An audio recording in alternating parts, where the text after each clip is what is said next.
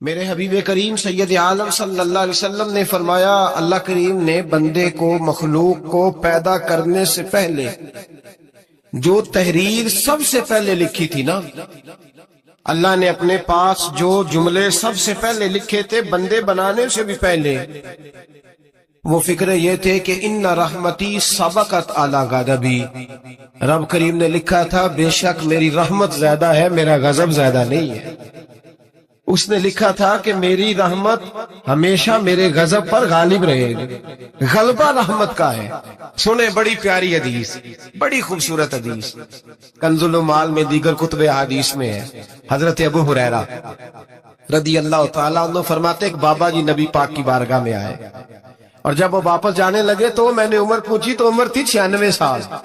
کہتے ہیں بزرگ جب آئے نا تو یہ دھویں جو ہے نا ان کی سفید ہو کے تو یوں آنکھوں پہ آ گئی، پڑی چھڑی بابا جی نے پکڑی ہوئی اور دونوں ہاتھ پکڑ کے نا چھڑی کے اوپر جھکے ہوئے ہیں ایک جانب، قربان جاؤں۔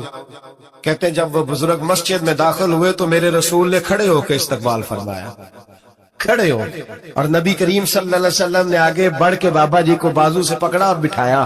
حضور بیٹھ گئے، کہا بزرگوں کیسے آئے ہیں؟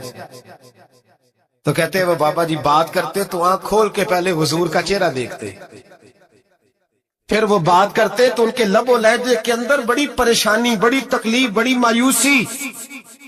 عرض کرنے لگے یا رسول اللہ، حضور زندگی ساری گناہوں میں بیت گئی ہے، حضور غلطیاں ہی غلطیاں، یاد ماضی عذاب ہے، یا رب چھین لے مجھ سے حافظہ میرا۔ اے اللہ کے رسول بڑی لمبی فہرست ہے، پاپ ہی پاپ ہے، کالے سیاہ دفتر ہے۔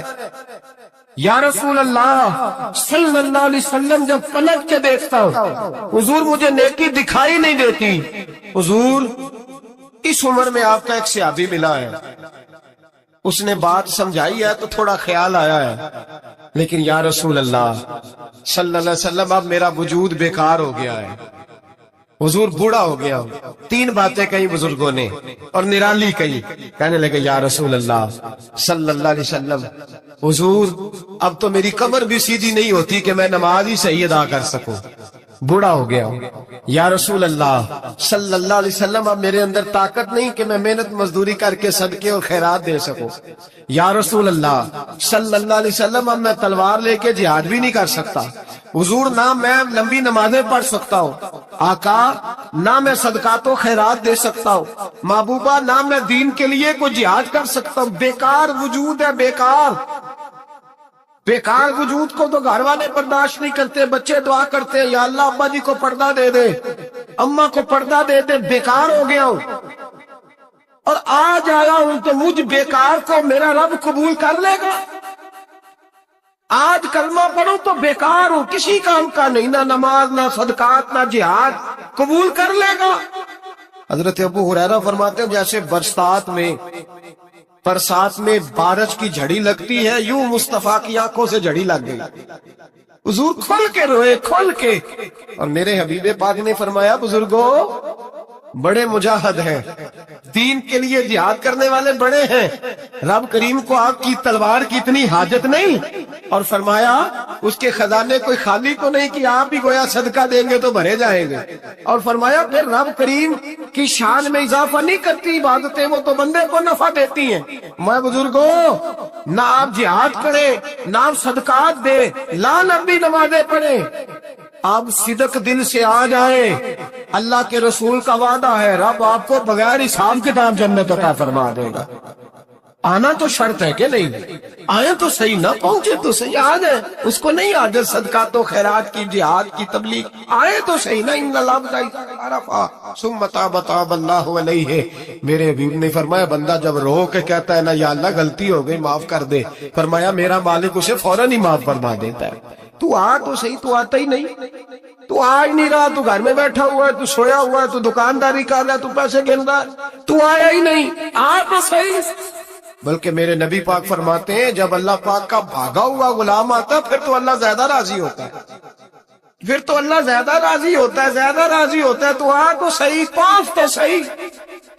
بلکہ صوفیات تو اور بات کرتے ہیں، وہ کہتے ہیں تو کبھی بھول کے بھی رب رب کرے تو اللہ تو اسے بھی قبول کر لیتا ہے، بھول کے۔ ملا رومی کہتے ہیں بنی اسرائیل کا بندہ ہے، सनम पत्थर को कहते हैं, बुत को कहते हैं।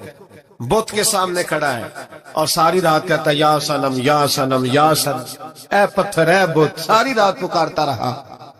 रात गहरी हो गई, नींद का गलबा थक गया, सोने के करीब आया तो गलती से मुंह से निकल गया या समद, या सनम की जगह निकल गया। रब करीम ने फरमाया जिब्रील दौड़ के जा, जो मांगता है इसे दे दे। हजरत जिब्रील अर्ज करते हैं मौला भूल के तेरा नाम ले रहा है, भूल के ले रहा है। तो रब करीम ने फरमाया चल नाम तो मेरा ही ले रहा है, मेरा ले रहा है ना या अल्लाह। वो अल्लाह करीम ने फरमाया झूठे के सामने सारी रात का खड़ा है, सारी रात का पुकार रहा है, उसे कुछ नहीं मिला तो सच्चे का नाम लिया है। अगर मैं भी कुछ ना दूं और बुत में और मुझ में फर्क क्या रह जाएगा। जा जो मांगता है झोली भर के दे, नाम तो लिया है ना।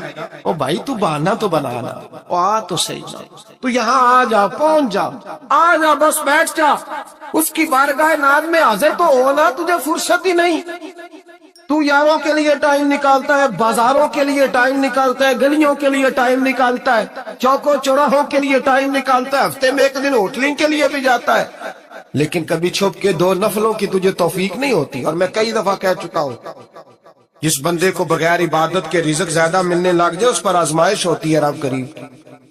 अल्लाह फरमाता है इसको पैसे दो, इसे आने ना देना, इसको को चल पैसे दौड़ जा।